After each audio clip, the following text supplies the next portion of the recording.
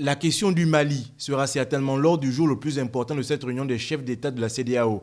Après la libération d'Ibrahim Boubacar Keïta, destitué le 18 août à l'issue d'un putsch, les participants de ce sommet devront évoquer l'épineuse question de la transition dans le pays. Selon un responsable de l'instance dirigeante de la communauté économique des États de l'Afrique de l'Ouest, l'objectif n'est pas d'asphyxier le Mali, mais d'aider un pays frère. Et d'ajouter qu'il est nécessaire de se demander dans quel contexte se rendre au Mali pour alléger l'embargo ou le durcir.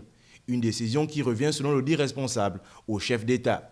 Si l'embargo sur les flux financiers pourrait être allégé et que la position de la CEDEAO venait à changer, il faudrait aussi que la junte accepte une transition de moins de 12 mois, un président et un premier ministre de transition civile, selon une autre source au sein de la CEDEAO.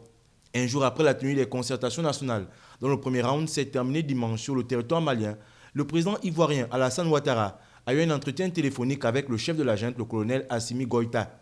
La transition a notamment été évoquée par les deux hommes.